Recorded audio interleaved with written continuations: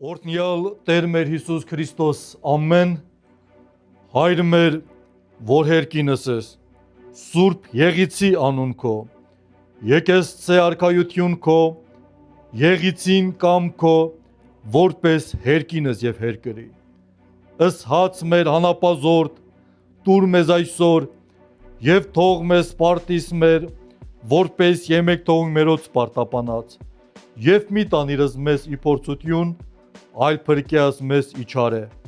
զիքոյ արքայություն եւ զորություն եւ փառք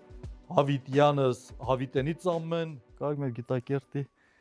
արագ ռեպորտաժ անենք լավ ես փառք եմ տալիս Աստծուն որ աշնանային այս ճկնաղ օրը այս պայծառ օրը մեզ համախմբել է մեր տարածաշրջանի բացառիկ սրբավայրերից մեկում Սուրբ Կապտավանքում, որ մենք ասում ենք, որ դրախտ է երկի վրա իր դրախտային միջավայրով եւ այսպիսի բացառիկ սրբավայրով։ Ու մանավանդ որ համընկել է որ մեր հոսպիտալի ողջ ազնագազմն է այստեղ, որ զինվորական հոսպիտալի, որ բացառիկ շատ մեծ ծառայություն ունեն եւ նպատակը մեր զինվորներին, սպաներին առողջ շարքում պահել իրենց մարտական խնդիրները կատարելու համար։ Եվ ուրախ եմ, որ բարի եք եկել, ձեր ուխտը կատարածվի եւ արդեն մեր ընկերները, որ բարեկամներ ենք դարձել եւ պատիվ ենք ունեցել միասին Շխմուրատի վանքում լինելու, հիմա Կապտավանք ենք, ամեն անգամ միշտ ծրագրում ենք, թե հաջորդը որտեղ կգնանք։ Հուսով եմ, որ այսպես քայլ առ քայլ աշճանաբար ավելի ճանաչելի նախ մեզ համար, հետո նաև հանրության համար ճանաչելի կդարձնենք մեր հրաշք դրախտավայրը, մեր տարածաշրջանը պատմությամբ, վանքերով, սրբավայրերով, ամրոցներով եւ այդպես շարունակ։ Ես ուզում եմ ձեզ համար մեջ բերել Գագիկ Գինոսյանի հայտնի միտքը, ճանաչում եք Գինոսյանին, ամենայն հայոց պարապետը, որ հիմա երկնքից է մեզ նայում։ Գինոսյանը շատ էր խոսում հայրենատիրության մասին, որ հայը պետք է հայրենատեր լինի, բայց հայրենատեր լինելու համար հետաքրքիր ինքը միտք էր զարգացնում։ Ասում է, որ հայրենասիրությունը նման է ծառի։ Յուրաքանչյուր ծառ արմատ ունի։ Հայրենասիրության ծառի արմատը հայրենա ճանաչությունն է։ Բովանդակազուրկ է, դատարկ է, սին է այն հայրենասիրությունը, որը հիմք չունի, որը արմատ չունի։ Ասել է, թե սերը առանց ճանաչողության ինքը արմատներ չունի, դատարկ է։ Ուրեմն հայրենասիրության արմատը հայրենա ճանաչությունն է, բայց հայրենաճանաչությունը պետք է ինքնանպատակ չլինի, իմաստ ունենա, որն է ճանաչելու նպատակը։ Եվ այստեղից էլ բխեցնում է, որ ի վերջո հայրենաճանաչությունը պետք է դառնա հայրենատիրության, իսկ հայրենատիրությունը կձևավորի ինքնության գիտակցություն, որով մենք կարողանանք իբրև հայազգ շարունակել մեր հավերժասլաց ընթացքը պատմության խորքերից դեպի հավերժություն եւ հավիտենություն։ Այնպես է ստացվել բուն պատմական տավուշը Բերդի տարածաշրջանը։ Մի տեսակ կարծեք թե իզոլացված լինի քարտեզի վրա։ Մենք որևէ մեծ խաչմերուկի վրա չենք, ճամփաբաժանների վրա չենք, սա նշանակում է, որ պատահականորեն որևէ մեկը չի հայտնվի այստեղ։ Մայրողով ինչ որտեղ գնալիս երբեք պատահականորեն դու չես հայտնվի այստեղ։ Եթե նախապես չես տրամադրվել ու որոշել, որ դու հատուկ կերպով պետք է այցելես Բերդի տարածաշրջան։ Մենք սրան ավելացնում ենք ոչ միայն պատահական չես հայտնվի այստեղ, այլ նաև պատահական մարդիկ չեն հայտնվի այստեղ։ Եթե իրենք պատրաստ չեն ճանապարհ անցնել, որ այդ ճանապարհը նաև վտանգներ ունի իր մեջ, բայց դրանով է նաև մեր հայրենիքի գեղեցկությունը։ Եվ մեկ անգամ եւս ուզում եմ շնորհակալություն հայտնել ձեզ ձեր ներկայության համար, ինչպես յուրաքանչյուր հայ ընտանիքում, հայ օջախում, ընդհանրապես երևի մեր ազգին բնորոշ է հյուրասիրության բարձր արվեստը, հայ մարդը փոխվում է, երբ որ ինքը հյուր է տեսնում։ Այդպես է նաև յուրաքանչյուրիս ընտանիքում, երբ որ հյուր է գալիս, ընտանիքում մեր ունեցած ամենալավն ենք դնում սեղանին հյուրասիրելու համար, որ ընտանիքից գոհ գնա։ Այդպես էլ մեզ համար մեր տարածաշրջանը ընտանիքի պես է, ու եթե մարդիկ են գալիս, մենք ուզում ենք մեր լավագույնը ցույց տալ իրենց, որպեսզի գոհ վերադառնան, այդպիսի ճգնաղ մարգարիտներից է կապտավանքը։ Մեր տարածաշրջանում շատ հայտնի վանքեր կան, շատ հայտնի ամրոցներ կան, ընդհանրապես արդեն իր բնությամբ աշխարհակրթական դիրքով դրախտավայր է, ամենավաղ քրիստոնեական տաճարը, որ մենք ունենք, Այգեձորի գյուղի Սուրբ Ռիփսիմենը 5-ից 7-րդ դար է թվագրվում։ Դրանից հետո արդեն իբրև վանք հիշատակվում է հենց կապտավանքը։ Վանք բառը մեզ հուշում է, որ չի եղել միայն տաճարը։ Վանքը եւ եկեղեցին իրարից տարբերվում են հետեւյալով։ Եկեղեցին համակառույցն է, տաճարն է։ Վանքը համալիրն է, վանական համալիրն է։ Եվ եթե պատմությունն էլ ընթերցեք, նշում են, որ շուրջը եղել է վանական խուցեր, որտեղ ապրել են, նշանակում է վանականությունը եղել այստեղ, իրեն օժանդակ սեղանատունը, ննջարանային մասնաշենքը, օժանդակ կառույցները եւ բնականաբար նաեւ իր գերեզմանա տեղիներով։ Շատ խաչքարի բեկոտներ ցույց են տալիս, որ նաեւ այստեղ եղել են բարձրաստիճան հոգևորականներ, խաչքարի սկզբանե եղել է տապանակար, գերեզմանակար, եղել են վարդապետներ, եպիսկոպոսներ, իշխաններ ու այսպես շարունակ։ Ցավոք սրտի այդ ամբողջ համակառույցից, վանական համալիրից մնացել է միայն տաճարը, տաճարի անունը ինձ որևէ տեղ չի հանդիպել, բայց որպես կանոն մայր եկեղեցին կաթողիկեն նշվում է, միշտ կոչվել է Սուրբ Աստվածածնի անունով, որովհետև ավագ խորանը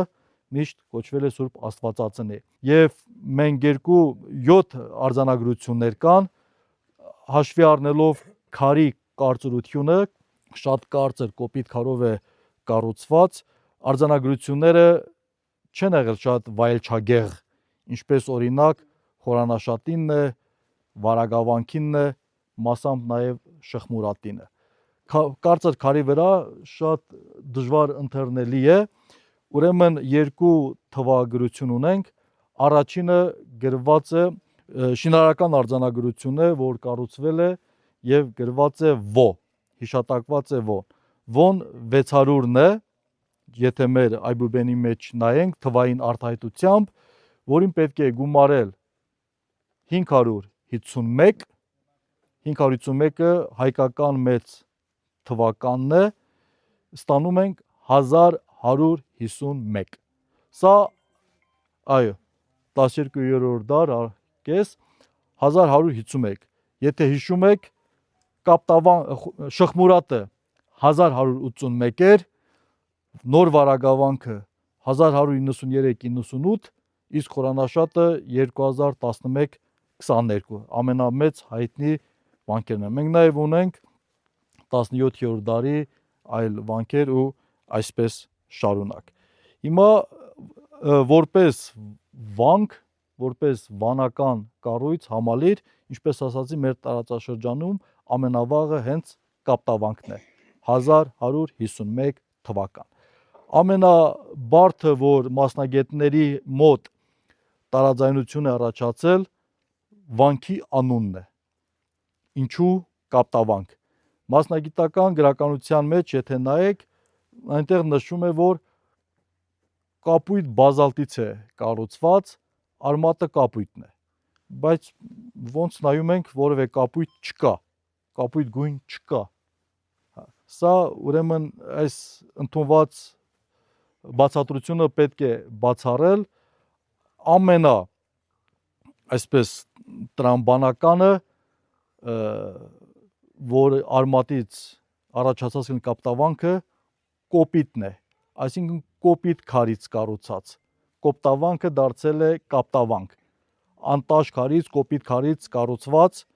թեև հիմա կասեք, որ թմբուկի այդ վեղարի ներքև հատվածը բավական սրբատաշ է, ամեն դեպքում հիմնական մեծ քարերը այսպես կոպիտ քարից ուրեմն կառուցված է։ Բայց մի հետաքրքիր բան պետք է ձեզ պատմեմ, հենց այս տարվա մեջ Երևանից ընկեր ունեմ, Դավիթը, իր սիրելի տիկնոջ հետ, էլի ուխտավորաբար որոշել էին արձակուրդները մեր տարածաշրջանում անցկացնել, չինչինում էին մնում, ու այսպես վանքերը պտտում էինք, ու բնականաբար նաև կապտավանք էլ եկանք, հիմա բնության ամենագեղեցիկ ժամանակը չէ, տերևաթափ է, բնությունը շատ կանաչ չէ, բայց ինչ ասացին ինձ, որ գուցե կապտավանքի անունը երկնքի կապույտից է առաջացել, ու ես հիշեցի, երբեք պարզ է, ես թիվը չգիտեմ, քանի անգամ եմ ստեղ եղել, շուտվանից կորցրել եմ, ու տարվա բոլոր եղանակների, բայց ուշադրություն չէի դարձրել, հիմա սկսել եմ մտովի վերականգնել, գարնանը երբ որ ամբողջը կանաչով է պատվում, դու հայտնվում ես մի միջավայրում, որ լրիվ փակ է, շուրջդ ոչ մի բան չերևում է, միայն կանաչ ծառերն են, խիտ, ու միայն երկինքն է, տեսնում ես, որ գմբեթ ուղղակի մխրճված է կապույտի մեջ, երկնքի կապույտի մեջ է մխրճված, ու քեզ թվում է, թե երկինքը այստեղ շատ մոտ է, կապտավանքը երկնքի եւ երկրի այդ հանդիպման վայրն է, եւ հաճախ ասում են, որ այս հատվածն է, որտեղ երկիրը եւ երկինքը այսպես համբուրվում են, այդ հանդիպման շփման վայրն է։ Իսկապես խնդրում եմ դուք էլ ուշադրություն դարձնեք, եթե հատկապես գարնանը գաք, նայեք երկնքի կապույտին, երբ որ պարզ է, կտեսնեք, որ իսկապես վանք է ուղղակի կապույտի մեջ, այստեղից էլ գուցե կապտավանքը։ Ինչևէ, դա ուղղակի բառախաղ է, որ կարելի է իբրև ցնցել, ֆոլկլոր երկար խոսել, բայց կարևորն այն է, որ մենք ունենք միջնադարյան այս հրաշք վանական համալիրը, որը մի ժամանակ ասում էին անխոս վկա է մեր պատմության, մեր ինքնության, բայց հիմա շատ հստակ կարող ենք ասել, որ մեր վանքերը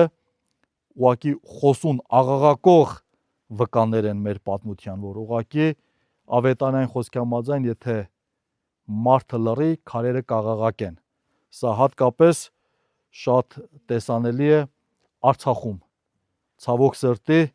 պատմության մեջ առաջի անգամ Արցախում հայ չի ապրում, հայի աղոտ չկա, հայը չի խոսում Արցախում, բայց մեր վանքերը, Գանձասարը, Ամարասը, Դադիվանքը, այսպես շարունակ այդ վանքերը ուղղակի աղաղակում են, շատ բարձր ձայնով, ասելով, որ եւ հողն է հայկական, եւ տարածքն է հայկական, ու այսպես շարունակ։ Եվս մեկ անգամ բարի եք եկել, ամեն դեպքում սա բացառիկ սրբավայր է, իսկ սրբավայրը ինչով է տարբերվում ուղղակի հուշարձանից, որ սրբավայր, եթե կոչվում է, նշանակում է, որ այնտեղ ուխտավոր կա, այնտեղ մարդ կա, կյանք կա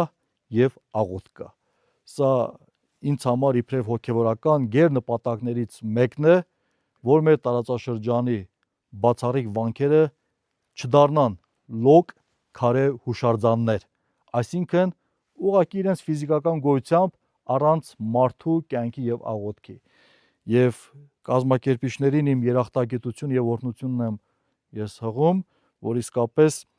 մեր վանքերը սրբավայր են դարձել ու այսքան հաճախակի մարդիկ են գալիս, ես նկարներում եմ տեսնում, ահավասիկ հսկա մեծ մի կոլեկտիվ, որ որոշել են այս պայծառ օրը այցելել, անցկացնել այստեղ, ու Աստված տա ինչ որ մենք սկսել ենք այսպես հարատև լինի, ուրիշ նոր վանքեր, սրբավայրեր, մարդիկ տեսնեն եւ ցանկություն հայտնեն այցելելու, տեսնելու, սա ինչպես ասացինք, ինքնաճանաչողության ամենակարևոր կետն է։ Այսինքն հայրենիք ճանաչելով մենք ճանաչում ենք նաև ինքներս մեզ, ով ենք մենք, եթե մենք այս հարցի պատասխանը իմանանք, նաև գուցե կգտնենք նաև մեր կյանքի իմաստը, ինչու Աստված մեզ ստեղծեց, որն է մեր կյանքի նպատակը եւ որն է մեր ընթացքը։ Եթե մասնավոր որևէ հարց կա, որ ես բաց թողեցի, դուք կուզեք այդ հատվածը լրացնել, խնդրեմ։ Համեցեք իհարկե։ Հիմա ձեր թիկունքում տեսեք, հա, այդ հին խաշն է, որ դրել ենք, հա, միանշանակ, հա, այս տարի է սկսել, հա, լավ հուշեցիք, ես չեմ կարող նա իմ երախտագիտությունը, օրհնությունը չեղել մեր հայրենակից, բացառիկ հայրենասեր նվիրյալ, այո, Արման Մայիլյանին, որ ինքը անընդհատ խոսում էր, որ մի լավ բան, մի մեծ բան պիտի անենք եւ ստանձնեց վանքի վերակառուցումը։ Մինչ վերակառուցումը ամեն անգամ, երբ որ վերադառնում էի, հիացած անցյալի փառքով եւ շատ տխուր ներկա իրողությամբ մտածում էի, որ գուցե վերջին անգամ ենք տեսնում վանքը իր գմբեթով։ Իսկապես քանդման վտանգի տակ էր։ Ամեն անգամ մտածում էի եւս մեկ անձրև փոթորիկ հող ու չի դիմանա։ Ու դա կլիներ բոլորիս ամոթը, խայտարակությունը։ Գիտեք, հետաքրքիր տեսություն կա, ինչպես մեր վանքերն են, այնպես մեր հոգևոր կյանքն է, այնպես հասարակության բարոյական հոգևոր կյանքն է։ Եթե վանքերը, սրբավայրերը լինեն աղտոտված, խոնարհված, ծառ, թուփ, չգիտեմ եւ այլն, դա ուղիղ արտացոլանքը կլինի, թե ինչպիսի ներքին հոգևոր կյանք ունենք մենք, իբրև հայ ազգ եւ հայ ժողովուրդ։ Որքան բարեկարգվի, այդքան բարեկարգվելու է նաեւ մեր կյանքը։ Հիմա իսկապես շնորհակալություն ընկերոջը, մեր Արմանին, որ ստանձնեց վանքի վերակառուցումը, այսպես բծախնդրությամբ, որպեսզի, գիտեք, ՅՈՒՆԵՍԿՕ-ն հատուկ օրենք ունի, 40% ավելից դու չես կարող մասնակցություն ունենալ։ Գոնե 60-ը պետք է հինը լինի, նախնականը լինի, իսկ վանքերը որքան ուշ վերանորոգվի, այնքան ավելի խնդրահարույց կդառնա, բայց մենք նպատակ ունենք նաև նախնական այն գեղեցիկ անաղարտ տեսքը պահելու եւ նաև իհարկե վանքի կյանքը երկարացնելու համար։ Ու ճանապարհին հենց այսօր որ գալիս էինք, տղաներն ասում էին, ո՞նց են այն ժամանակ սարքել։ Հիմա եթե նայեք, պատկերացնում եք 1151 թվական, այն ժամանակ մենք նոր արդեն պետականություն ենք ձևավորում Կիլիկյան Հայաստանում, այստեղ Վահրամյանների իշխանությունն էր նոր ուզում ձևավորվի եւ այլն։ Մի բան հստակ է, այն ժամանակ ավելի հարուստ չեն եղել, քան հիմա մենք։ Այն ժամանակ կյանքն ավելի բարեկեցիկ չի եղել, քան թե այսօր։ Այն ժամանակ այնքան հնարավորություն չի եղել, քան այսօր։ Տեխնիկան էլ չասած, տեխնիկական ինչքան զարգացել։ Բայց ո՞նց են սարքել մեր նախնիները։ Մի բանի շնորհիվ ունեցել են շատ մեծ հավատք եւ այդ ուժը հավատքը, որը էներգիա է, իրեն ձեռքերին այսպես ուրեմն ուժ են տվել այսպիսի վանքեր կերտելու։ Պարզա չի ամեն ինչ ձեռքով են արել։ Հիմա եկել է 800 տարի հետո, 8 դար հետո, մենք կանգնել ենք, մեր պատմությանը առերեսվել ենք։ Հիմա կամ պետք է փաստենք, ցույց տանք, որ մենք նույն վանքը կերտող ժողովրդի սերունդն ենք, նույն ժողովուրդն ենք, նույն հողի վրա, ոչ թե օտարական ենք, գեկվոր ենք, այլ նույն կապտավան կառուցող ժողովրդի ժառանգներն ենք, նույն հավատարմությամբ, կամ էլ պետք է ուղղակի անտարբերությամբ ուղղակի կողքով անցնենք։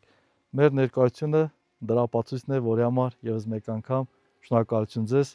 սրբավայրում այստեղ ներկա լինելու համար։ Բան եք հարցնում։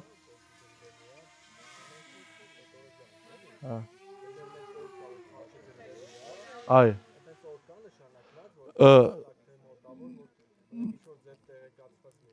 դա խաչը տեղադրելու երկու կարգ ունենք։ Մեկը նախ պետք է օծվի խաչը, ինչու խաչ, որովհետև հայ առաքելական Սուրբ եկեղեցու մեր աստվածաբանության վարդապետության համաձայն եկեղեցու գլուխը Հիսուս Քրիստոսն է։ Դրա համար ամենավերևում լինում է խաչը, եւ այդ խաչը պետք է օծված լինի։ Հիմա մենք պետք է կամ ներքևում նախապես օծենք, տեղադրենք, կամ այլ պրակտիկա էլ ունենք, օրինակ վարագավանքը վերջացել է, նոր վերևում օծել ենք։ Այդպես պրակտիկա էլ կա, որ ամեն ինչ ավարտվում է, այսպես եկեղեցու օծման օրը հատուկ տեխնիկայով եպիսկոպոսը բարձրանում է եւ օծում է։ Եթե ձեզ հետաքրքիր կլինի, հուսամ, որ այո, շատ մեծ տոնակատարություն կանենք, Սուրբ Պատարագ ենք մատուցելու։ Առաջն Աստված նախատեսված է 26 թվականին ավարտը,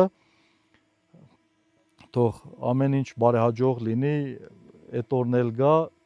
ու իհարկե շատ լավ կլինի, որ մենք համախումբ այստեղ լինենք։ Ովքեր առաջին անգամ են, որոշակի բարեկարգ են տեսնում, բայց սրան միջև նորոգությունը բավական քանդված, հատկապես այս հատվածները ժամանակին, ասենք 100 տարի առաջ, 1900-ականների սկզբերին, այս տարածաշրջանը հոգևոր առումով իմերեթիայի թեմին է պատկանել, հոգևոր կենտրոնը եղել է Տբխիսը։ Այսօրվա, այո, Թբիլիսին, ու ցավոք սրտի այդ հանգամանքով պայմանավորված շատ քարտեզներ, ծխական մատյաններ, փաստաթղթեր, արձանագրություններ ընդեղ է պահպանված Թբիլիսի ազգային արխիվում։ 1980-ականներին մի խումբ հասու լինելով քարտեզներին, հասու լինելով թե որտեղ են մեր վանքերը եւ այլն ինչ կա, որոշում են, որ պետք է գան գանձագողության, ոսկի փնտրելու։ Դե 800 տարվա պատեր են, խորանաշատը այստեղ, վարագավանք։ Ինչ սկզբունք են արել, սկսել են խփել քարերին, որը մի քիչ թույլն է եղել, դե 800 տարվա մեջ կարա որոշակի օդ լինի, դատարկ տարածք լինի, ել չեմ ասում գմբեթը, որ հատուկ բաց տարածքներ են ստեղծել, այն ժամանակ կուլաններ են դրել, որպեսզի նախ թեթևացնեն թմբուկի ծանրությունը, այդքան քար բետոն չլցնեն, էլի, թեթևացնեն, Մեկ էլ որ խփել են, որտեղ այսպես զրնգացել է, դրել պայթեցրել են, բարես բուն իմաստով պայթեցրել են, ոսկի գտնելու համար։ Ամենածանր վնասը մեր վանքերի հենց 80-ականներին է եղել։ 83 թվականին, 1983-ին իտալացի շատ հայտնի ճարտարապետ ուզում է հատուկ գա խորանաշատը տեսնելու։ Խորանաշատը գեղեցկությամբ միայն Գանձասարին է զիջում, այդքան այնտեղ փառահեղ է։ Ու ասում է, այս քարը խիա պոկված, այստեղ խիա քանդած, այնտեղ խիա փորված, ասում է դե ոսկի են փնտրել մարդիկ։ Դե հատուկ ստեղին յուրահատուկ մեծ հյուրասիրություն է պատրաստված եղել, առաջ անգամ Իտալիայից մարդ է գալիս եւ այլն, ինքը չի ճաշել, ասලා ես ձեր հացը չեմ կարող ուտել։ Դուք այս ոսկին ձեր աշկարած չեք տեսելու, ձեր աշկարած հսկայական, սա քանդել եք ինչ որ ուրիշ ոսկի փնտրելու համար, ասել ինձ համար սա վիրավորական է։ Նեղված թողել գնացել է։ Իհարկե մեզ համար էլ է վիրավորական եղել, որ հաց չի կերել, բայց այդքան ազդվել է։ Դե չեն կարողացել ասել, որ կարող է մեզանում էլ կան տենց գանձախույզներ, էլի, որ իրական գանձը չտեսնելով ինչ որ բան են փորում։ Տարօրինակ էլ պիտի պատի մեջ ոսկի լինի, էլի, դա լուրջ չի։ Ինքը տեղով արդեն ոսկի է, մանավանդ 800 տարվա քարը էլ քար չի նրա մեջ, այնքան աղոթք կա, այնքան ջերմություն կա, այնքան հոգի կա, հիշողություն կա։ Նաև հետաքրքրան է մեր վանքերի այդ կամարները, որ գուցե մեր ազգի հարատեվության գաղտնիքներն էլ են վանքերում պահպանվում, այս կամարների ներքո, այսքան դժվարություն տեսնելուց հետո եկել հասել են մեզ։ Հիմա ահագի տեսքը վերականգնվել է, այդ քանդած պայթեցվածները շտկվել են, հուսանք եւս մի 800 տարի կապտավանքը կլինի։ Կապտավանքում Ես առաջ անգամ եմ լսում։ Հա, հա։ Դրա մասնագետն է դրա։ Դուք դրա մասնագետ եք։ Մենք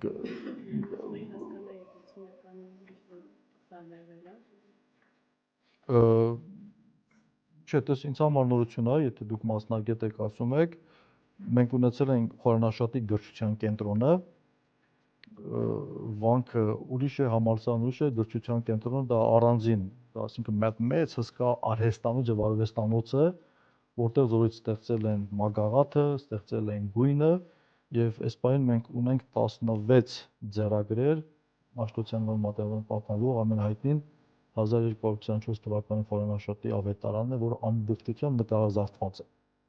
Ամբողջությամբ ու նայում ես պատկերները, նկարը, գույնը, ներքի որակը մինչև այսօր ուղղակի ապշելու բան է։ Հիմա եթե մենք այդ որակի մանրանկարչություն ենք ունեցել, չի բացառում, որ նաև որմնանկարը ունենայինք, բայց դե ձեզ ավելի հայտնի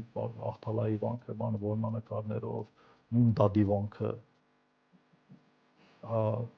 բացառիկ, հիմա այստեղ հայտնի չէ, թեև քիչ հավանական։